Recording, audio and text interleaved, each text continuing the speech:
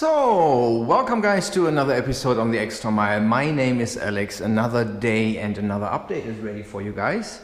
So, as you can see, the beamer mount is done. I will have to touch up the paint up there a little bit, but yeah, I'm really happy with how it turned out.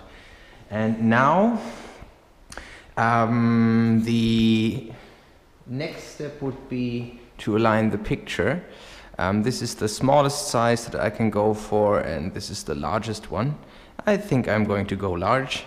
The problem is that the larger that you go, the less brightness you have, obviously, but I think since the room is relatively dark and since I will be recording at night, for more often than not, probably in the evening, I think I will go as large as I can, and I will have to measure that picture after I have set it up correctly. Now it is a bit crooked, and see how large it is and what kind of screen I have to get, because I want to get a screen and not just project it to the wall. To get to get the picture to be as bright as possible.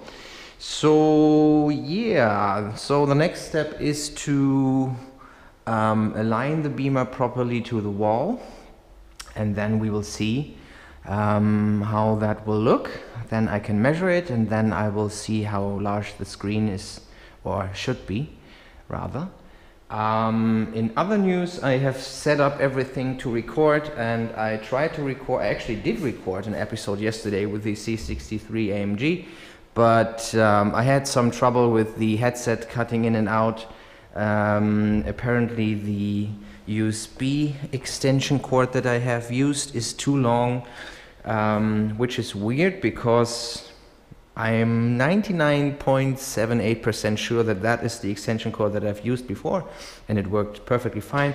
So maybe I just have to use a different USB port. I will try that, and if that still doesn't work, I will get another extension cord. The good news is that the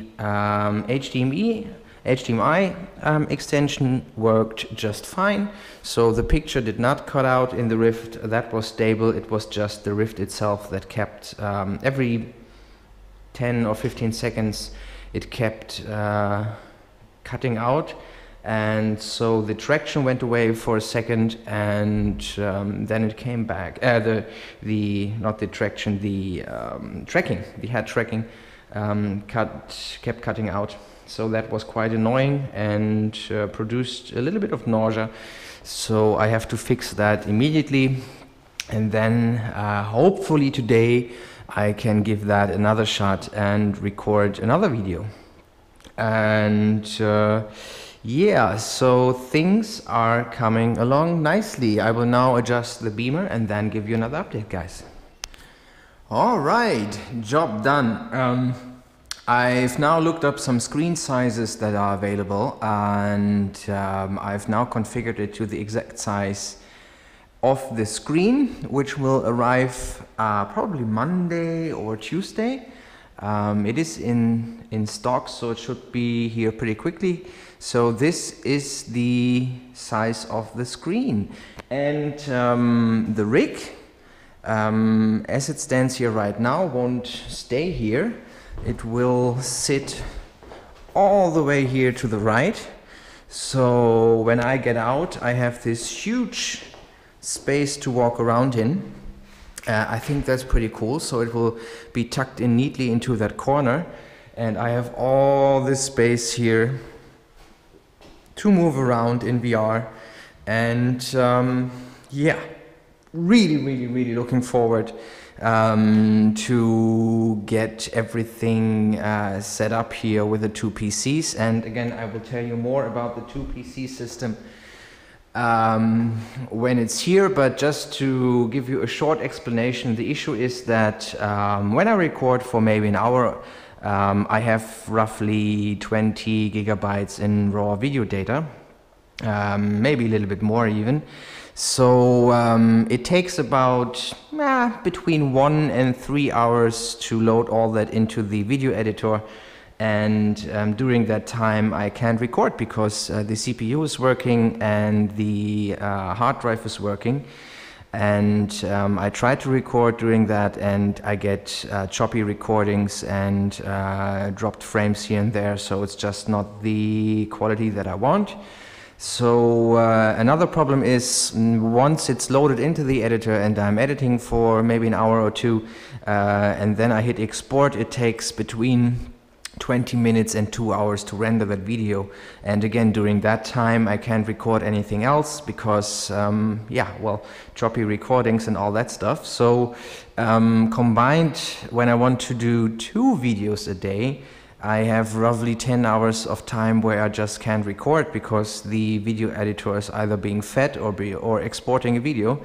So the idea is that I will record on the new PC, which is extremely powerful. I will tell you all about it when it arrives. And once I'm done recording, I will transfer the files to the old PC, let them buffer into the video editor, and then I can record another video here without the system being compromised. And I think that should work rather well. I'm really looking forward to the new rig, and I think it should help in VR especially to get really nice frame rates even at very or ultra high quality settings even. So that's the plan, guys. Now I will try to actually record a video again and I hope that this time it will work a little bit better. And so that's the hardware update for now. I've just gotten a comment from Tuna. Thank you so much for that, Tuna, that he actually managed to extend the sensors with an active USB extension, so a powered one, a 5-meter extension, and that is more than enough, so I can place the sensors in all the 4 corners of the room here basically. And I'm really looking forward to do that because from what I knew at least, the extending the sensors is a real issue and not really possible, but he obviously got it to work, so I will do that as well. I will order then 2 more sensors and set everything up here so I have this huge space to walk around in. And I'm really looking forward to that. So far so good, guys. Things are moving along nicely, and now I will try to record a lovely video with Assetto Corsa.